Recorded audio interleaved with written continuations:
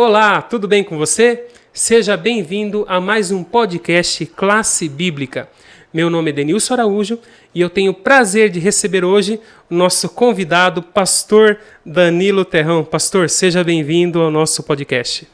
Tudo bem, Denilson? Prazer falar com você, com seus ouvintes aí do podcast, acompanham aqui essa sua rede social. É uma alegria poder estar aqui para a gente conversar um pouquinho, bater um papo gostoso sobre comunicação. Legal. O pastor estará conosco, que nem ele falou, né, para conversar sobre o tema da comunicação. E eu queria, inclusive, pastor, que o senhor falasse um pouquinho para a gente da sua experiência nessa área. O senhor trabalha ali na Associação Paulista Central. Conta para a gente mais ou menos quais que são suas atividades. Eu tenho formação em marketing, né, pela Universidade Hermínio Ometo de Araras. Eu me formei em 2014 nessa área. Logo em seguida, em 2015, eu me formei em teologia, então eu fiz meio que junto, né, as duas faculdades.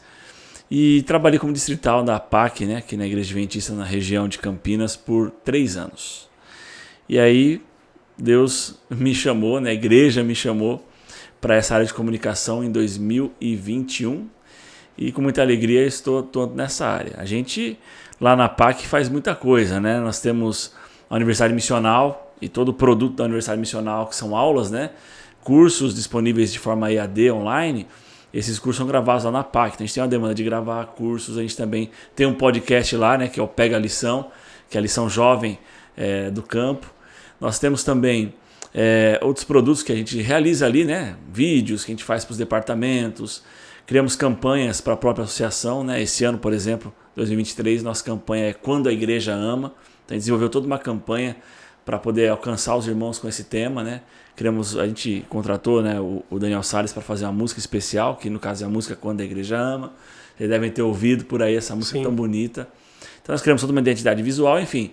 A gente atua nessa área ali para tornar a mensagem da PAC, da nossa associação, cada vez mais palatável, né? Para alcançar os próprios irmãos que fazem parte aí das nossas 81 cidades que a gente cobre, né? Uma coisa interessante que o senhor disse, porque na igreja local, as pessoas pensam assim, comunicação, é o rapazinho lá que vai fazer as anotações. Um anúncio lá. O pessoal chega em cima da hora, fala isso aqui, em vez de preparar tudo com antecedência, não, fala isso daqui, faltando 15 minutinhos. Só que o senhor disse uma coisa interessante, toda a questão da identidade visual da igreja, materiais, vídeos, passa pelo departamento de comunicação. Claro, sem dúvida, né? A igreja ela tem já uma identidade visual, né? E ela é mundial. Então, desde 2015, nós temos um novo logotipo da igreja, a gente tem todo um novo formato de como usar esse logotipo, né? Então, a igreja tem a sua identidade, algumas regras, como você aplicar e tal. Então a gente procura passar isso também para os nossos diretores de música, né, nos nossos treinamentos aqui na APAC, para que eles possam usar essa identidade no dia a dia da igreja. E é claro, né, além disso, tem também programas locais em que o diretor de comunicação, juntamente com o departamento da igreja que precisa de um apoio, de um ajuste, de uma ajuda, ele pode desenvolver também uma arte específica para aquele evento, né? Sim. Então a gente tem que ter essa criatividade, né? O comunicador ele tem criatividade para desenvolver aí a comunicação para as pessoas que estão ali ao redor serem comunicadas, né? Serem alcançadas. Vocês viram que comunicação é bem mais amplo do que a gente realmente imagina. E aqui nós teremos algumas perguntas para tratar desse tema, principalmente voltado com a pregação do Evangelho, que é o nosso foco central, né? Comunicação, mordomia, música, saúde, nada disso existiria se não fosse o Evangelho, que essa é a nossa missão de pregar. Eu quero deixar para vocês as nossas redes sociais, está aí na sua tela. Siga a gente lá no Facebook, YouTube e Instagram. Como que você vai nos achar? Simples, @Classe Bíblica Online, ok? @Classe Bíblica Online. Teremos o maior prazer em fornecer esses materiais para você compartilhar com seus amigos, com seus familiares. Pastor, nesse momento, antes da gente começar, eu gostaria que o senhor fizesse uma oração, pode ser? Claro, vamos orar então. Senhor Deus e Pai, obrigado, Senhor, por estarmos aqui para conversar um pouco sobre o poder do Evangelho, como comunicar o Evangelho. Eu peço que o Senhor nos abençoe, seja presente nesse nosso programa, que o Senhor nos use para usar as melhores palavras, para que as pessoas compreendam o que é comunicar o Evangelho. Mas também agradeço, Senhor Deus, por estar aqui com o Denilson, e eu peço que o Senhor abençoe essa iniciativa dele, para que esse canal avance, que as mensagens que são colocadas aqui no podcast, neste canal, possam alcançar muitas pessoas e possam ajudar pessoas a crescer. É isso que eu te peço, em nome de Jesus. Amém. Amém. Amém. Vamos lá então. Primeira perguntinha. Essa é bem básica, mas nem sempre o que parece ser básico é básico assim, né? Mas não posso deixar de fazer. Já fiz isso, inclusive, com o pastor Jimmy, que veio aqui falar sobre mordomia. Perguntei para ele o que era mordomia e eu não posso fazer diferente com o senhor. O que é comunicação? Essa é uma pergunta que ela é, como você disse, bastante simples a resposta, né? Eu gosto de uma definição que diz assim: comunicar é você saber ser entendido, entendeu? Você faz com que a pessoa te entenda, porque não é só passar uma mensagem. Você pode passar uma mensagem que não é bem aquilo que você quis dizer. Você passou a mensagem, mas se a pessoa não compreendeu essa mensagem, a comunicação não foi efetiva, entendeu? Então, comunicar é saber ser entendido, é você passar uma informação que a pessoa consiga compreender o que você diz. Então, isso não é muito fácil, né? Alguns eruditos, né, já criaram todo um esquema de comunicação. Por exemplo, tem lá o emissor, tem a mensagem, tem aquele que recebe, né, que é o receptor. Então, usam esses três elementos, né, o emissor da mensagem, a mensagem e o meio que ela é levada, e então você tem o receptor, aquele que recebe a mensagem.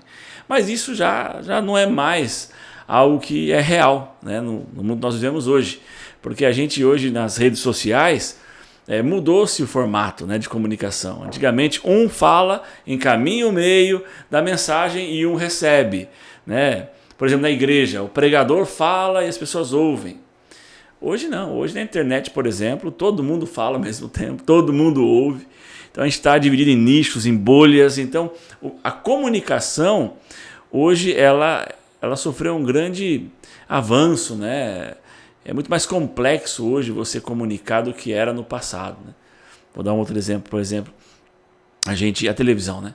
Durante muitos anos, o brasileiro sentava às 8 horas na frente da TV para ouvir o jornal e aquilo ele assumia como verdade, né? Então, o que ele ouvia ali no Jornal Nacional, um exemplo, tá? Ele ouvia aquilo lá e falava: uau, é isso aí. Então, quer dizer que a taxa de juros subiu, quer dizer que a gasolina subiu, o Brasil foi campeão e tal. Então, as pessoas ouviam essas notícias e, beleza, é verdade, absorvi. Hoje, a internet trouxe a democracia das notícias. Então, a mesma notícia, por exemplo, que é dada na Globo, ela é com um viés diferente na Jovem Pan, entendeu? Então, é a mesma notícia, mas com um olhar diferente. E na internet, cada um dá a sua opinião sobre a mesma notícia.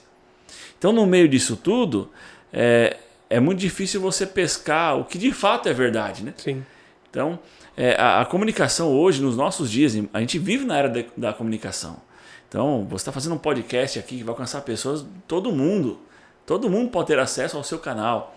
Então, a gente está vivendo em tempos que é muito fácil falar, mas é muito difícil ser entendido, ser compreendido. Então, tem que ter sabedoria. E comunicação efetiva para mim é isso, você saber ser compreendido, trazer uma mensagem que as pessoas entendam exatamente o que você quer dizer.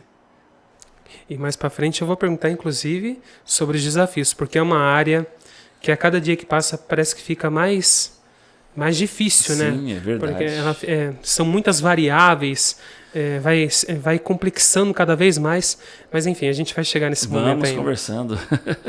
Vamos lá então, mais uma perguntinha aqui. Como o nosso foco ele é 100% a Bíblia aqui, não teríamos esse podcast se não fosse o Evangelho, que nem já foi falado.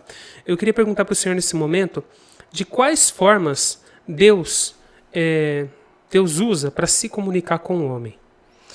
Existe na teologia, né? Tem duas formas que Deus fala com o homem. Nós chamamos isso de revelação especial e revelação natural.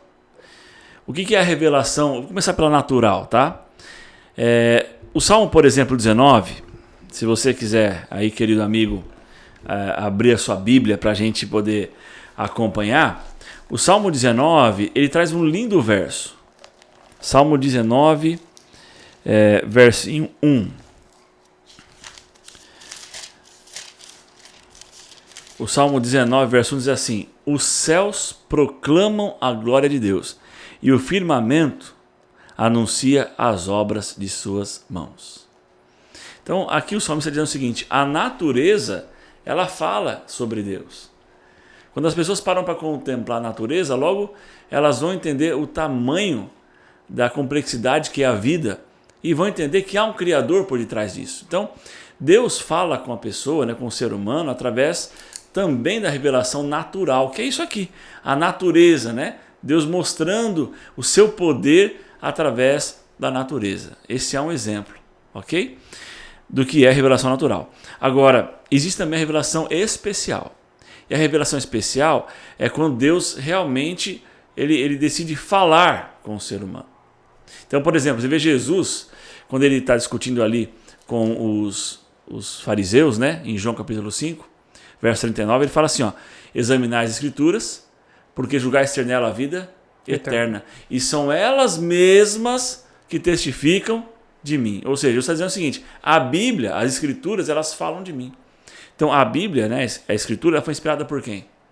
Por Deus, pelo Espírito Santo, né? Pedro vai dizer isso, que nenhuma profecia foi dada segundo vontade humana, mas homens santos, inspirados, usados pelo Espírito Santo, é que escreveram a palavra. Então, isso é a revelação especial. É Deus falar, né, através da palavra conosco. Então, eu gosto de outro texto também, está em Hebreus. Se você puder abrir sua Bíblia aí, querido amigo, querida amiga que acompanha a gente. O livro de Hebreus, capítulo 1, logo nos primeiros versos de Hebreus ali, você vai ver mais um exemplo, né, da revelação especial de Deus. Eu já posso lendo aqui? Pode. Hebreus capítulo 1, verso 1. 1 e 2. 1 e 2. Antigamente Deus falou muitas vezes e de muitas maneiras aos pais, pelos profetas, mas nestes últimos dias nos falou pelo Filho, a quem constituiu herdeiro de todas as coisas e pelo qual também fez o universo. Está vendo aqui? Ele está falando como Deus se revelou. Através dos profetas, revelação especial. Através dos profetas e através pelo Filho. Então, Jesus Cristo também, Deus encarnado, né, é a revelação especial de Deus. E a revelação especial, ela nos conduz à transformação, à aceitação do Evangelho, a conhecer a verdade, ser liberto do pecado. Então, a revelação natural, ela revela Deus, mas a revelação especial, ela é salvífica, entendeu? Então, a gente tem essas formas de Deus falar conosco, ok?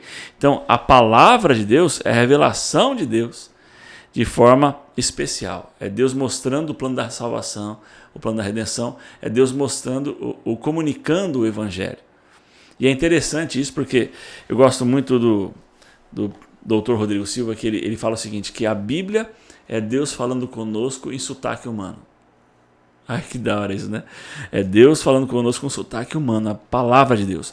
Então, ou seja, a Bíblia, ela é um meio de comunicação, é a mensagem de Deus. Então, Deus se preocupou em comunicar o Evangelho. Quer ver uma outra forma que Deus comunicou o Evangelho? O santuário. Lá em Êxodo capítulo 28, né, Deus fala assim: olha, me farão o santuário para que eu possa habitar no meio do povo, tal.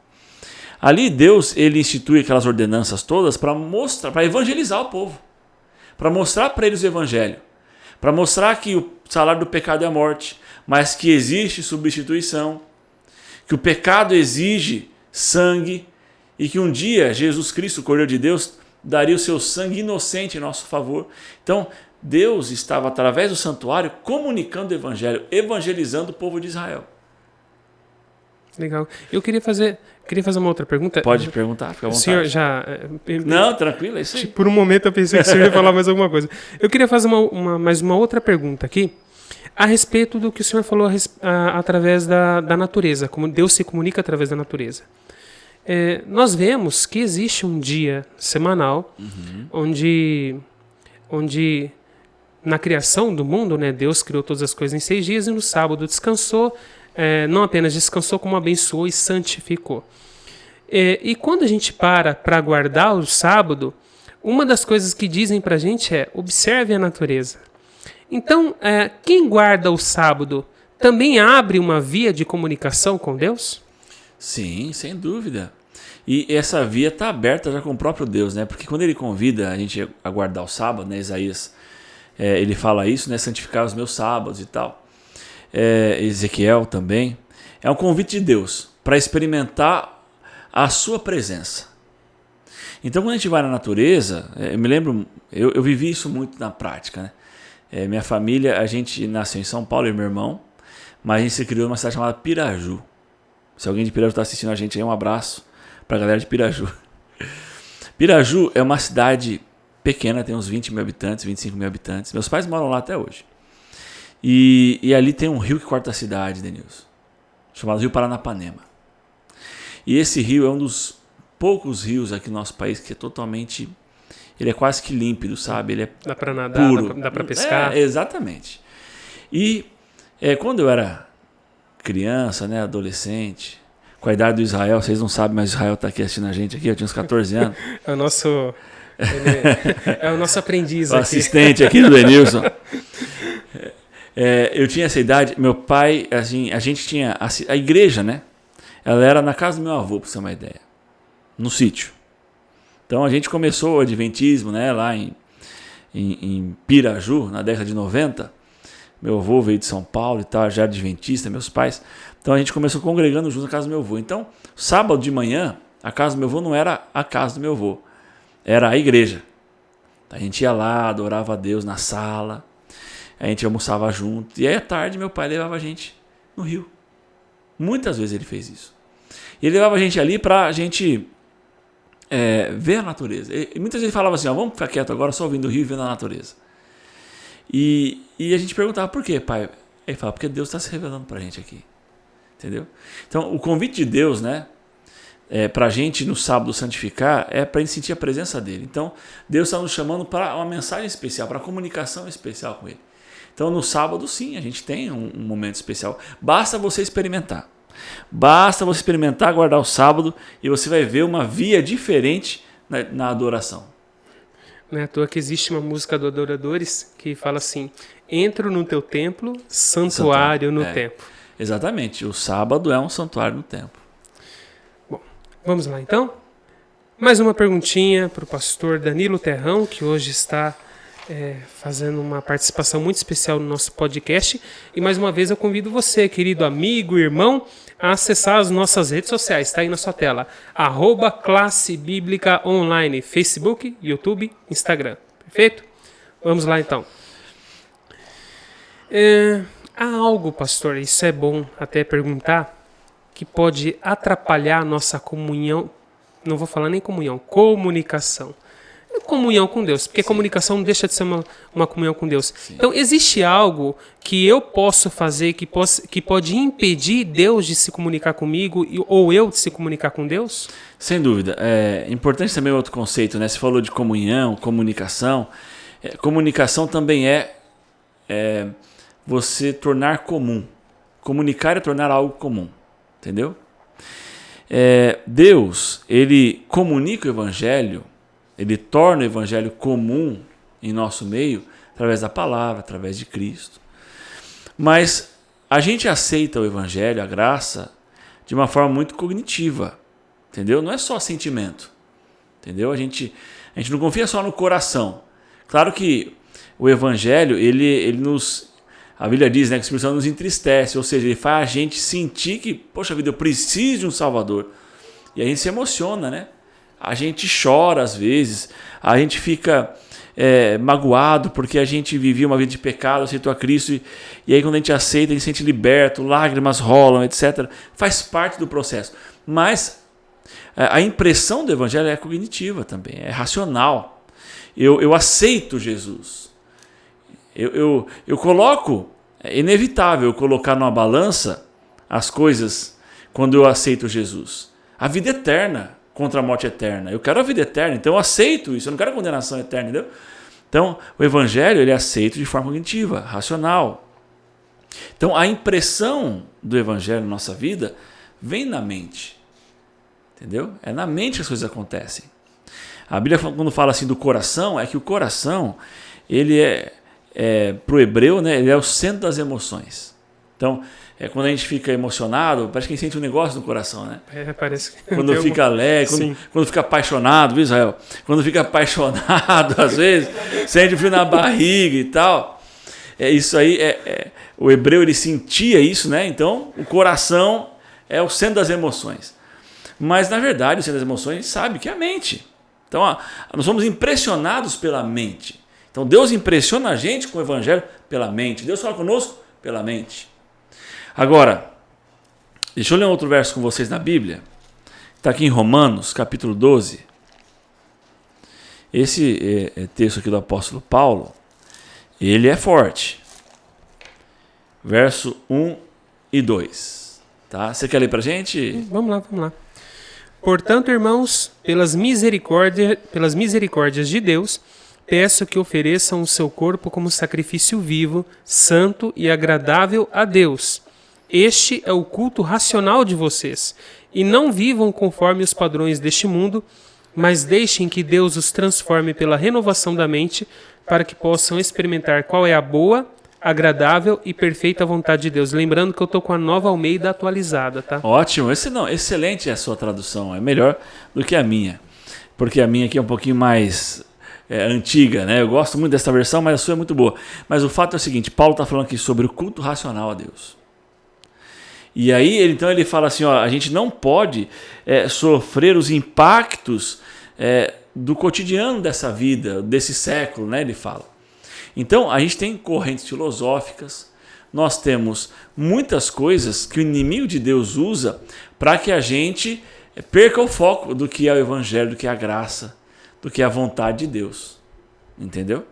Então, quando eu começo a colocar algumas coisas tomando lugar na minha mente do que poderia ser um acesso do evangelho, eu estou, então, perdendo a comunicação com Deus. Tá? Então, eu vou dar alguns exemplos aqui. São vários, tá? Porque o ser humano ele é um ser integral. Então, eu vou começar falando aqui sobre alimentação, por exemplo. Tem alimentação que nós podemos ter que são nocivos para a nossa mente, que vão embotar nossa mente e vão nos tornar incapazes de ser sensíveis à voz de Deus. Então, a comunicação é interrompida. Então, por exemplo, bebidas alcoólicas, entendeu? Comida gordurosa, uso de drogas. Isso embota a nossa mente.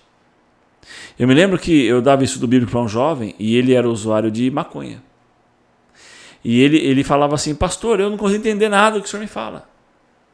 Mas é claro que não consegue entender. Por quê? Porque a mente está embotada. Entendeu? Então, tem alimentos, tem estilo de vida que torna nossa mente embotada e nós não conseguimos compreender a vontade de Deus, conhecer a vontade de Deus. A comunicação está sofrendo aí um abalo, né? Uma ruptura.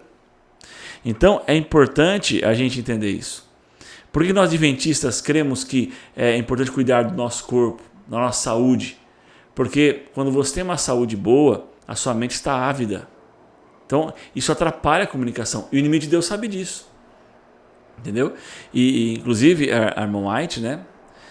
Deixa eu só abrir um parênteses aqui. Nós, adventistas, cremos que os textos de Ellen White são inspirados por Deus. Então, ela é voz profética. E ela diz, né, também que o inimigo de Deus, ele usou algumas coisas desse mundo, alguns alimentos básicos nossos, como o trigo e a uva, ela diz, para deturpar o nosso paladar. Então, ou seja, o vinho, né, o vinho fermentado, não o vinho que é o suco de uva puro, um verdadeiro suco de bíblico, uva, né? Não, o fermentado faz deturpação de Satanás para embotar a mente. Aí você vai lá em Provérbios, você vê Salomão falando sobre isso, né?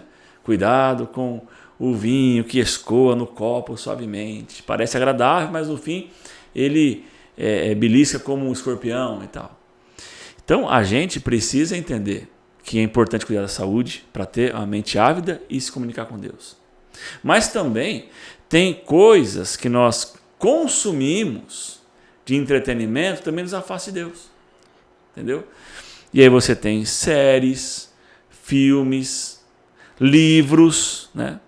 Inclusive a mesma Ellen White que eu estava comentando aqui, escreve, tem um livro chamado Mensagem aos Jovens, que ela fala sobre esses livros de magia, etc., como eles embotam a mente dos jovens.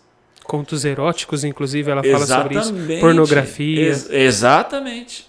Tudo isso daí vai ocupando lugar, tirando espaço para que a gente tenha a mente ávida para conhecer a Deus. Isso vai embotando nossa mente. Vai deturpando nosso desejo, nosso gosto. Né? Por exemplo, a pessoa viciada em pornografia. Ela tem a deturpação do que é realmente o sexo. Né? Deus ele deu de presente para o ser humano. Existe uma forma que é correta de se praticar isso, mas o pecado, ele mudou, deturpou. Então, a pessoa que é viciada em pornografia, ela tem uma deturpação do que é a prática sexual bíblica, entendeu? Correta. Então, essas coisas, né, que Paulo chama, isso aí, ó, não vos conformeis com este século. É isso que Paulo está falando. A gente não pode ter esse padrão de vida pecaminoso que isso vai embotar a nossa mente. Então, nós temos que renovar, olha o que ele fala aqui, ó, renovar a nossa mente para experimentar qual é a boa e agradável vontade de Deus. Então, tem que renovar a mente. E como é que eu renovo essa mente? É buscando na palavra, em oração, cuidando da minha vida, né, de forma integral, para que eu possa ter a mente renovada e assim falar, ter uma comunicação bem transparente com Deus.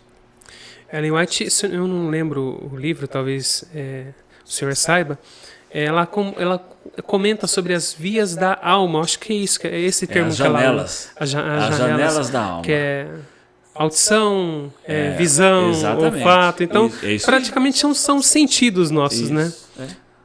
Então, vamos lá. Mais uma perguntinha. Essa é boa que eu vou fazer agora, hein? Então, vamos lá. Na verdade, todas estão sendo muito boas, viu, Denilson? A pergunta que eu quero te fazer é o seguinte. O senhor comentou sobre alimentação, que a alimentação ela pode atrapalhar a nossa comunicação, nosso contato com Deus, nossa via de acesso a Deus. E de vez em quando, inclusive na nossa igreja, inclusive, irmão, amigo que está nos visitando, nós temos, praticamente em todas as igrejas tem um programa de jejum, mas na igreja adventista a gente tem o famoso projeto 10 dias de oração e 10 horas de jejum. Existe, sim, projetos, os 21 dias de jejum de Daniel, que a gente está passando agora, não envolve, né? Inclusive o senhor está envolvido bastante com o envolve. Mas o jejum, ele tem um papel fundamental no processo de comunicação com Deus. Eu queria que o senhor falasse a respeito dele. Tem, e é justamente no contexto que nós estamos conversando aqui. Porque o jejum, ele não é uma penitência, tá? É importante pensar isso, se lembrar disso. Porque muitas pessoas, naquele contexto, aquele pensamento assim de meritório, né? Eu vou fazer um jejum porque eu vou passar fome, então Deus vai olhar para mim e tal. Porque é uma penitência. Não, não é penitência. Jesus, quando ele fala para jejuar, quando a Bíblia convida a gente para jejuar, é um convite para se aproximar de Deus. Então o jejum é um convite para aproximar de Deus. E todo convite de aproximação de Deus é para se relacionar, se comunicar com Ele. Entendeu? Então, o jejum, ele torna a nossa mente clara. E é claro, vale lembrar também, né, que há tipos de jejum, Denilson. Então, Jesus, por exemplo, ele ficou 40 dias e 40 noites ali sem comer água, beber água e comer pão, comer comida. Jesus foi sustentado pelo Espírito ali. O que aconteceu foi algo sobrenatural. Entendeu? Porque a ciência mostra claramente, você fica 3 dias sem água e você vai morrer. 7 dias sem comer, você vai morrer. Entendeu? Então, não tem como. Ali foi algo sobrenatural, o Espírito Santo. Mas a gente tem ali o relato de Paulo também, que quando ele perdeu a visão, ele também teve um jejum de água e de comida. Então, quando algumas pessoas falam assim, vou fazer o jejum, qual é o seu objetivo? O objetivo tem que ser se aproximar de Deus. Jesus, ele foi levado, a Bíblia diz, pelo Espírito para ser tentado no deserto. Então, Jesus estava indo para uma batalha. Então, ele estava em jejum para vencer essa batalha espiritual. E jejum é também mostrar o seguinte, eu estou em dependência com Deus. Porque eu estou abrindo mão daquilo que me sustenta, que é a comida, para ser sustentado por Deus. Então eu dependo de Deus. Jesus estava mostrando isso. Eu quero depender do Pai para vencer essa batalha. E Paulo, ele queria uma revelação. Ele queria respostas. Ele ficou de jejum para obter respostas. Então, quando você vai fazer seu jejum, você tem que pensar o seguinte, viu, querido amigo, querida amiga. Pensa bastante que você está fazendo um jejum para se comunicar melhor com Deus. Então o jejum, ele vai ajudar você a ter uma comunicação melhor, porque a mente vai estar clara, apta, né? ávida, limpa, entendeu? E como isso tem tudo a ver, né? Você falou aí do jejum de Daniel. No capítulo 1 de Daniel, a Bíblia fala sobre esse jejum, né? Só que o jejum de Daniel, no capítulo 10, na verdade, né, de Daniel aqui, quando ele não entende as profecias e tal, ele também quer respostas, então ele se abstém de algumas coisas, né, de alguns alimentos específicos, mas ele continua com outros, né, como por exemplo as verduras, frutas, legumes, água, O que ele etc. está fazendo ali é mais ou menos uma desintoxicação alimentar? Seria. Esse era o jejum, né? É uma espécie de jejum. Então, por exemplo, eu consigo ficar 24 horas sem comer. Mas eu faço meu jejum tomando água, porque a água ajuda a limpar o organismo. Entendeu? Então eu faço isso.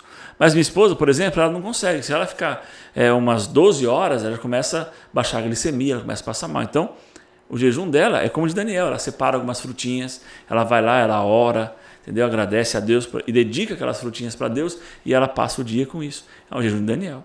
Então, de qualquer forma, comendo algumas coisas assim que são naturais ou se abstendo de tudo, o jejum tem um significado, que é a aproximação de Deus. Então, o jejum tem um papel importante, sim, se você quer conhecer a vontade de Deus, ser impressionado pela mente através da palavra, através da vontade do Senhor. Amém. Quero fazer uma perguntinha. O senhor comentou numa resposta anterior sobre Ellen White. Inclusive, o senhor até falou que Ellen White foi uma mulher inspirada por Deus e tudo mais. Ellen White, ela fala um pouquinho, acho que até tem aqui, nesse manualzinho que está um pouco obsoleto, que a gente tinha conversado anteriormente, que a gente precisa fazer. Nem tudo que está escrito nesse manual de comunicação dá para usar, porque as coisas mudaram bastante, né? Mas Ellen White, nesse manual e nos seus escritos, ela fala o que a respeito das ferramentas de comunicação? Porque, para pensar, ela morreu em 1915. De lá para cá já se passaram 108 anos desde a morte dela. Só que ela começou a escrever muitos anos antes de 1915. E naquela época as ferramentas de comunicação eram totalmente diferentes das que existem hoje. Então o que ela diz a respeito das ferramentas de comunicação? Olha, Ellen White, Tiago White, os pioneiros, eles eram, assim, se existissem nossos dias, eles usariam toda a comunicação existente para pregar o evangelho. Eles fizeram exatamente isso. Mas a tecnologia da época era os prelos, né? Ela fala os prelos, a imprensa ou a prensa, né? Ou seja, os livros, folhetos, revistas, era tudo o que se tinha na época. E eles gastaram muito recursos, guardavam dinheiro próprio, assim, juntavam dinheiro para poder imprimir um folheto, para fazer uma revista, um fascículo, para que eles pudessem, como Folhas de Outono ela diz, espalhar a literatura sobre o juízo de Deus, sobre a volta de Jesus, sobre a guarda do sábado, a guarda dos mandamentos de Deus, a verdade sobre a morte, etc. Então, Ellen White, Tiago White, os pioneiros, eles eram usuários ávidos da tecnologia da época, entendeu? Mas eu até separei aqui alguns textos que Ellen White deixou pra gente. E eu vou ler aqui, Denilson, o primeiro texto está no livro Testemunho para a Igreja, volume 6. Ela diz assim, precisamos empregar todo o meio razoável de levar a luz ao povo.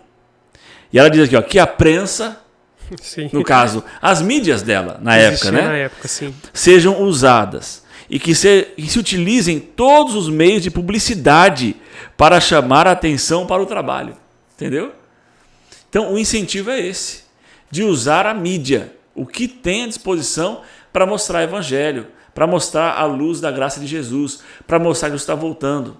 Ok? Agora tem um outro texto aqui que mexe com a gente. Então, você que é comunicador aí, você que é líder de igreja, está assistindo esse podcast, ela fala assim, Evangelismo, página 105. Serão elaborados meios para alcançar as pessoas. Serão. Alguns dos métodos usados nesta obra serão diferentes dos que foram usados no passado. Entendeu? Então, ou seja, há um incentivo do irmão White para que a gente avance e que use a tecnologia, que use as mídias para pregar o evangelho. Então, use a internet, use os folhetos, use livros, use vídeos, use podcast, use o que for, mas use para pregar o evangelho. Então, a irmã White é uma incentivadora, sabe? E eu acho que o adventismo, ele está presente hoje em 218 países no mundo por causa dessa visão. Da visão da irmã White de levar adiante o evangelho através da mídia que existia na época. Sim.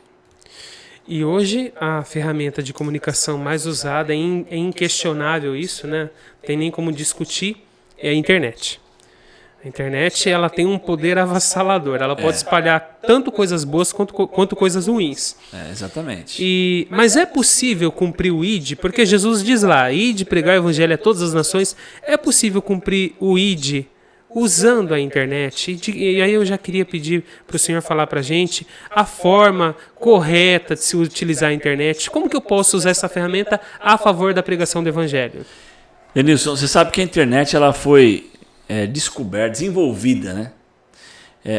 Num período de guerra. Ela era uma arma de guerra. O GPS, que é muito usado, também foi criado nesse contexto, né? Então a internet, ela ainda está no ambiente de guerra. Inclusive, ela é um ambiente de guerra, né? A internet é um ambiente de guerra. Então, tudo que nós estamos vivendo nesse mundo está no grande conflito.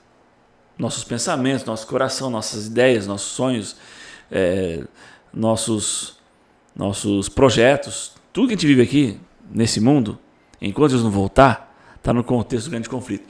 E também usar a internet faz parte desse conflito. Então, você tem de tudo na internet.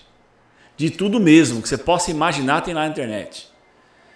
A internet ela tem algumas divisões, digamos assim. Sendo bem simplista, imagine um iceberg, né? A internet é como um iceberg. Você tem ali o topo, que é o que você vê do iceberg. Aquilo é o que a gente navega no Google, no YouTube. A gente está na superfície, Denilson, da internet. Aí depois você tem a Deep Web, que é aquela internet mais profunda, que é como se fosse a parte que você já não consegue ver do iceberg. Está submersa. Nem todo mundo tem acesso à Deep Web. Inclusive, há segredos de Estado na Deep Web, né? Quando o Snowden, né? Aquele espião da CIA, ele soltou vários documentos no Wikileaks, né? Ele soltou na Deep Web. Então muitas pessoas tiveram acesso a isso, eram hackers, pessoas que frequentam essa parte aí meio obscura. Mas existe um lugar mais profundo ainda da internet, que é a Dark Web. E a Dark Web, meu amigo, ali você sabe, existe de tudo lá. Você possa imaginar. Tráfico de pessoas, tráfico de armas. Tem de tudo isso, sabe? Então, na internet você encontra tudo que você quiser. Basta ter a ferramenta certa. Entendeu? Então, a gente está aprendendo ainda a usar a internet. Nós estamos aprendendo. Essas inteligências artificiais estão surgindo agora, como o Midjourney, por exemplo, que é você criar uma arte gráfica somente dizendo o seguinte: faça para mim, você usa lá um comando, né? Você faça para mim uma caneca de um podcast. E aí a inteligência vai criar uma caneca de um podcast para você. Entendeu? Ou o chat GPT, né?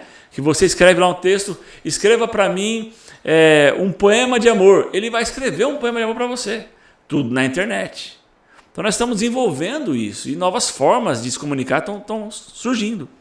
Agora, tem coisas sendo usadas para o bem na internet, como pregar o evangelho, fazer um podcast como esse, é você usar a internet para o bem, mas também existem coisas ruins na internet. Por exemplo, por que pareça, mas o maior acesso, a maior busca na internet é por pornografia. É um clique, entendeu? Então muitas pessoas usam a internet para o mal. Agora veja, as pessoas estão bem na internet. Lá estão as pessoas. Elas estão no Instagram, elas estão no Facebook, elas estão no Twitter, elas estão, enfim, em várias redes. Elas estão entrando no metaverso agora. Então, o evangelho, ele é para alcançar o quê? Ou quem? As pessoas. As pessoas. Então, na época de Ellen White, as pessoas estavam onde? Na Europa, nos Estados Unidos, a América estava sendo ali desenvolvida, etc. Então, quando foi-se necessário pregar além mar, né? Aí você tem aí os nossos pioneiros como J.N. Andrews, né? Que atravessou o mar para pregar o evangelho numa região inóspita, praticamente ali na região da Suíça. Alguém precisou ir lá para pregar, porque lá estavam pessoas, entendeu? Então, a internet tem pessoas lá dentro. Então eu tenho que entrar lá para pregar o evangelho. Então, ir de pregar o evangelho a todo mundo significa também ir onde as pessoas estão, e elas estão nas redes sociais. Então eu tenho que ir lá. Então a igreja tem que ir lá no metaverso.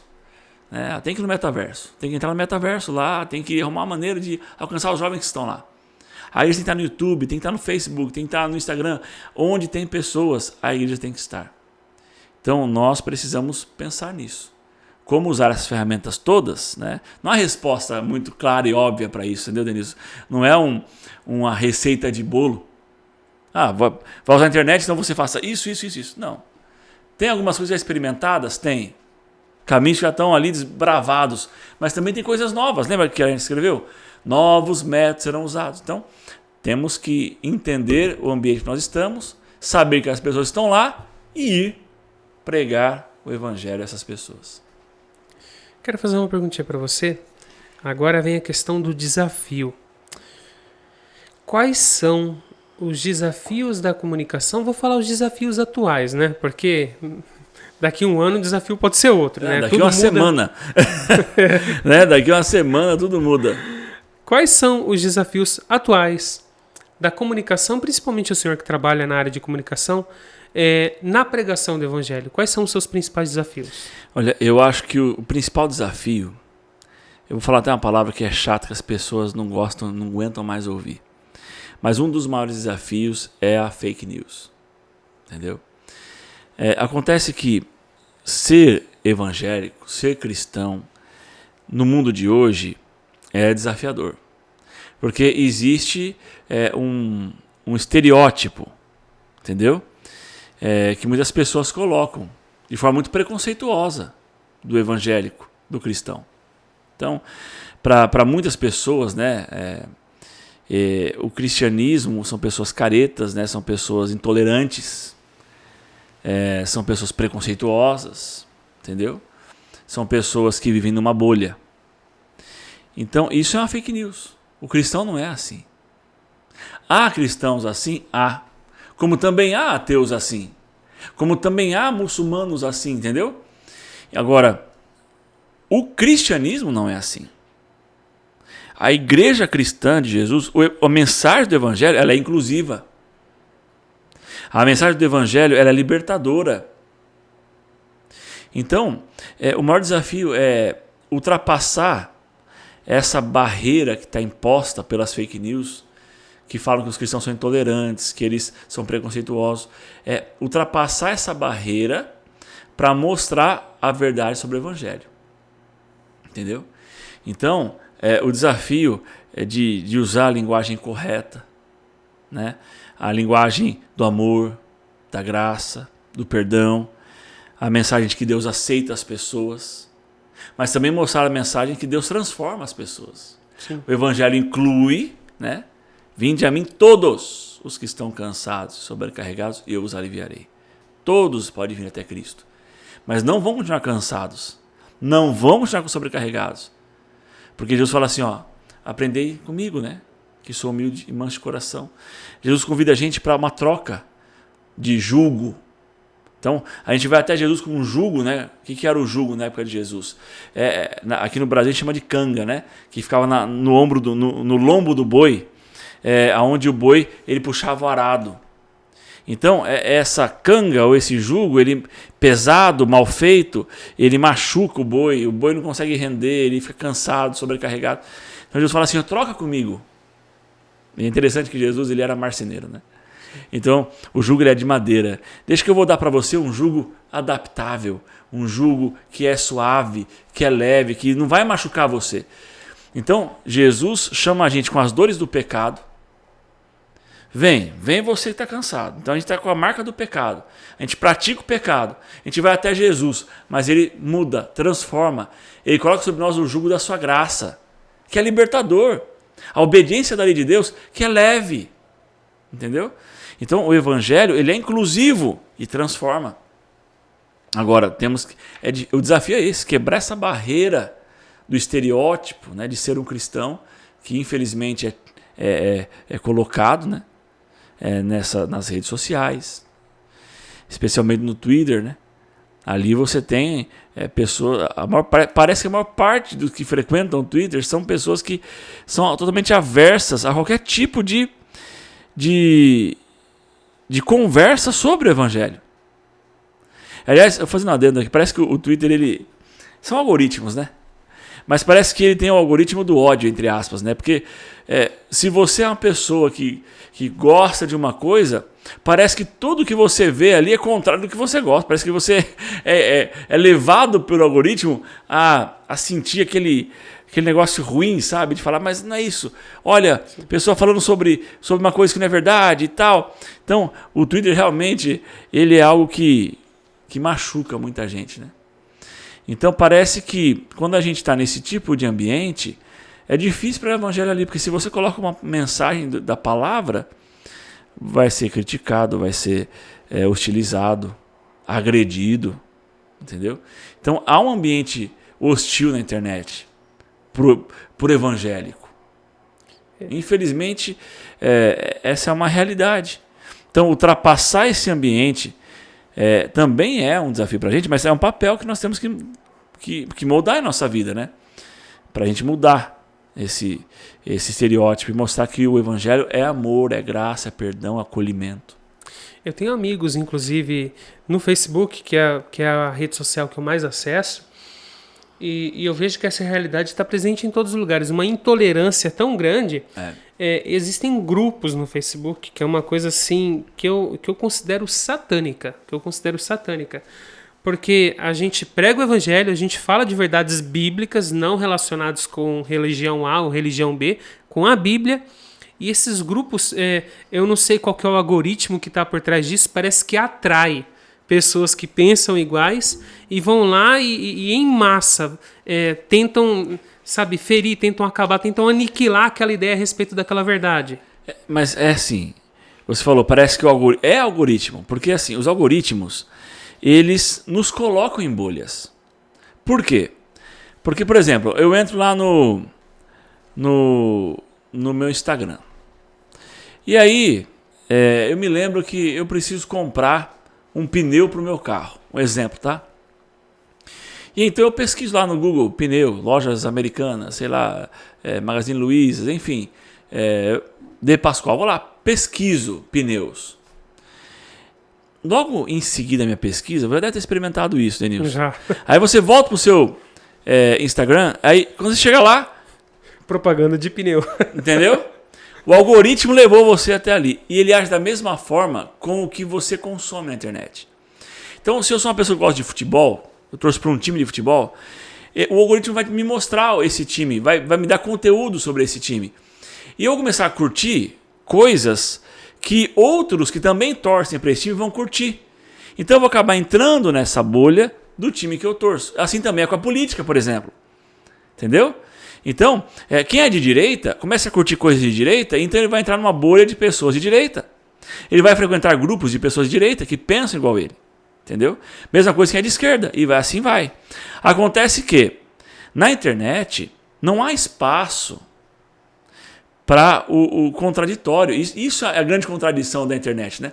Porque se a internet democratizou tudo, ela tinha que ter espaço para você ouvir o contraditório. Só que essas bolhas, elas não são esse ambiente, porque todo mundo pensa igual. Se entra alguém nessa bolha que pensa diferente, ele vai ser, a palavra, né?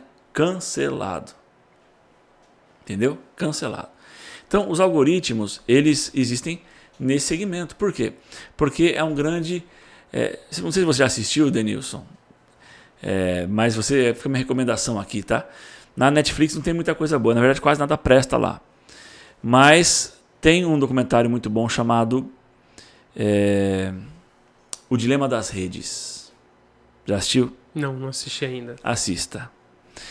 E eles mostram exatamente como funciona o algoritmo. E tem algumas frases fortes ali.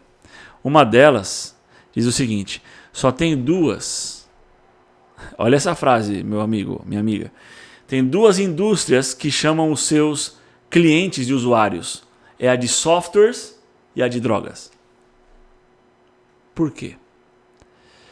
Ambas trabalham com o vício. Entendeu? E não se engane, porque tudo o que acontece nas redes sociais ali, a rede social ela é moldada para você ficar dentro dela e não sair dela mais. Já aconteceu com você de ficar ali, ó, passando Reels e dar risada, passa outro, e você perder 1 hora do seu dia fazendo isso?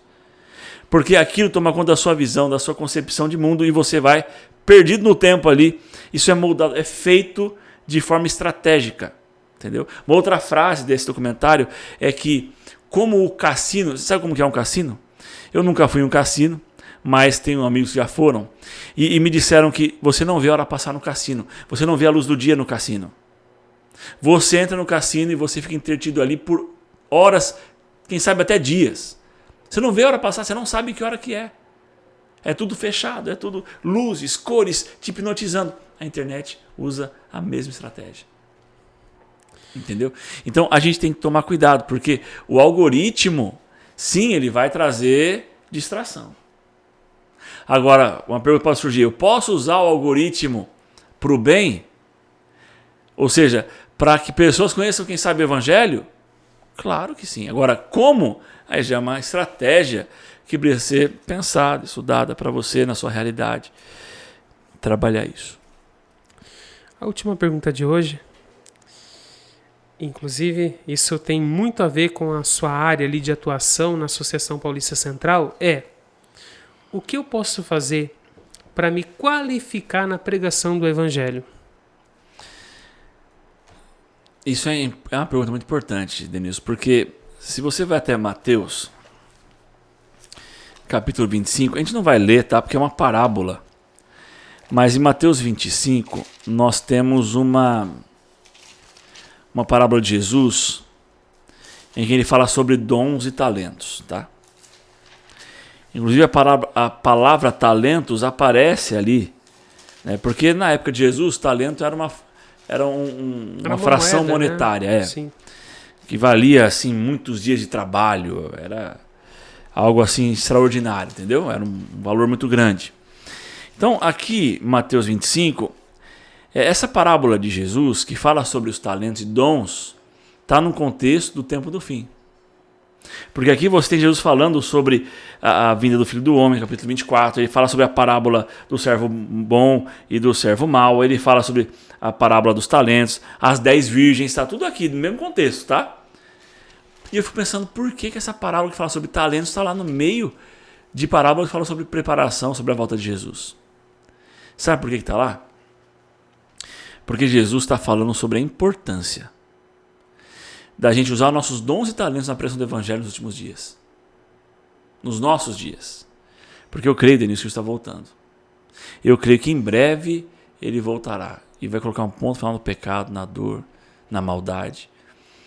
Mas enquanto ele não vem, nós temos que trabalhar para Jesus. E como é que a gente trabalha para Jesus? Como a gente prega o Evangelho? A gente tem que usar nossos dons e talentos. O dom da comunicação. Nem todo mundo tem o dom de criar um podcast. Queria elaborar perguntas, bater um papo, como a gente está fazendo aqui. Isso é um dom. Então, usar esse dom, esse talento, é você usar isso na pregação do Evangelho, é você estar dedicando os seus talentos. Porque nessa parábola, 3 servos recebem talentos. Um recebe 5, né? Um recebe 2 e um recebe 1. Ou seja, essa parábola mostra pra gente que todo mundo recebe talento. Alguns mais, outros menos, mas todo mundo recebe. Exatamente. Entendeu? Agora, o que tinha 5 negociou, ganhou mais 5. Ou seja, ele usou os talentos. O que tinha 2 fez a mesma coisa, mas o que tinha 1 enterrou.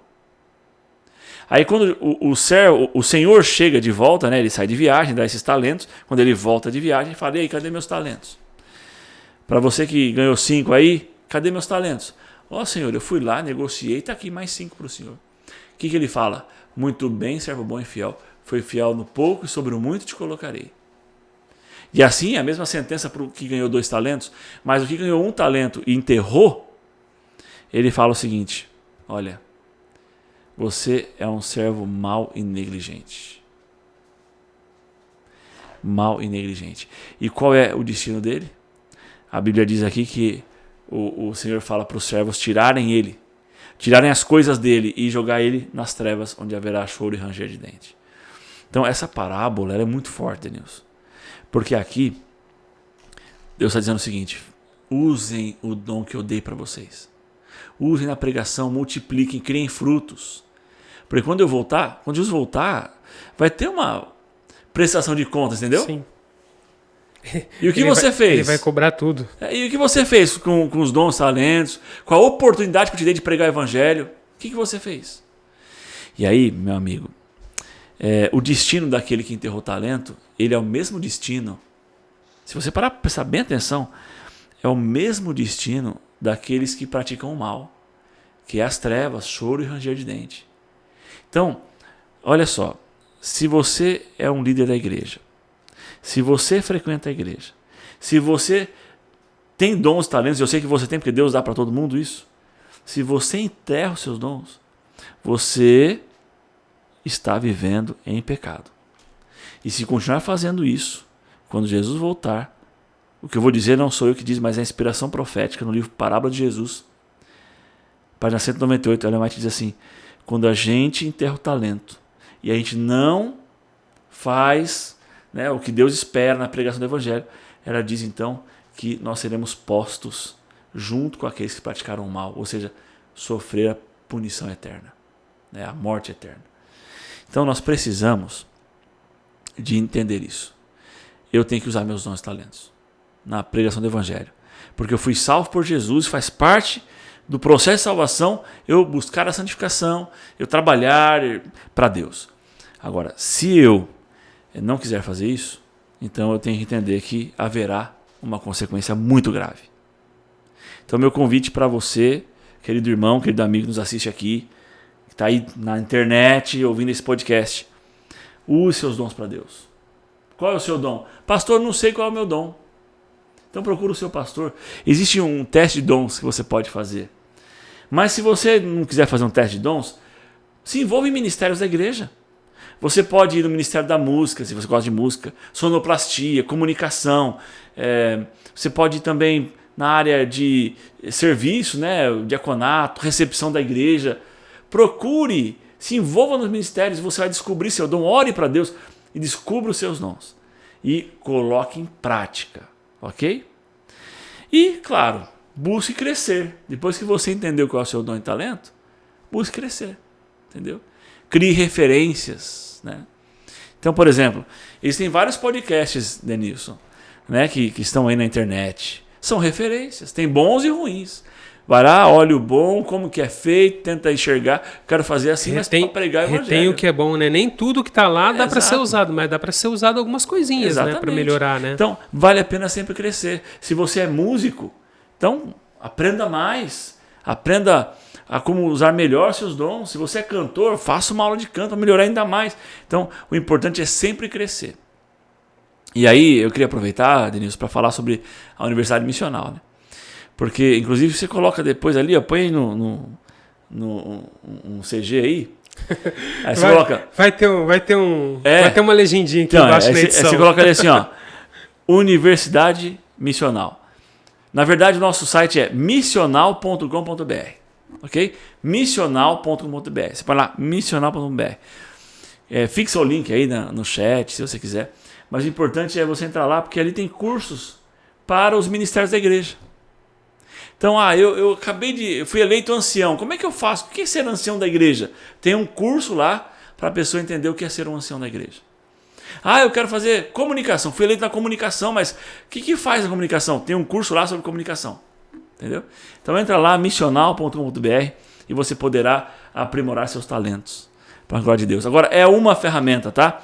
Existem outras, né, ali que você pode buscar, mas nunca deixe de crescer. Porque Jesus está voltando, conta conosco para a pregação do evangelho. Amém, amém. Bom, pastor, acho que já valeu até como apelo aqui para os irmãos se envolverem. Eu quero agradecer a sua participação. Foi uma bênção aqui, foi uma conversa muito agradável. E para a gente encerrar, não pode faltar uma oraçãozinha final. O senhor pode orar por nós? Antes de orar, eu queria agradecer o convite, viu, Denilson? Foi um prazer enorme estar com vocês aqui conversando, batendo esse papo gostoso sobre comunicação. E comunicação e o Evangelho, né? E parabéns pela sua iniciativa. Continue com este podcast, traga convidados, que você cresça muito nessa área e continue abençoando muitas pessoas que acessam aqui o seu canal. Então, se você está assistindo aí, deixa uma palavra de carinho aí pro Denilson, para ele continuar firme aí, ok? Manda um abraço para ele, fale de onde você é e manda um abraço de onde você é. Mas eu agradeço o convite e desejo que você tenha sucesso nesse canal e que Deus seja honrado através dos programas que você gravar aqui. Amém. Amém. Então vamos orar agora. Senhor Deus, obrigado. Muito obrigado, porque o Evangelho é maravilhoso e tem que ser pregado, tem que ser comunicado. E nos ajude a comunicar esse Evangelho da graça, do perdão, do amor para as pessoas que precisam ser salvas por Jesus. Nos ajude a vencer os desafios que acontecem, que estão aí ao nosso redor. Nos ajude, Senhor Deus, a transpor as barreiras e mostrar a Tua graça infinita para aqueles que precisam. Abençoe o Denilson, os seus sonhos, os seus planos, abençoe a sua família, que esse podcast possa ser uma bênção para muitas pessoas e que, Senhor Deus, nós possamos estar sempre dispostos a usar nossos dons e talentos para pregar o Evangelho em nome de Jesus. É isso que eu te peço, no nome de Cristo Jesus. Amém. Amém. Bom, obrigado por ter acompanhado o podcast Classe Bíblica até aqui. Agradecemos a sua audiência, agradecemos aqui a sua presença e não se esqueça, mais uma vez, de, aqui ó, as legendinhas aqui embaixo, de entrar nas nossas redes sociais, Facebook, YouTube, Instagram, ok? @Classe Bíblica Online.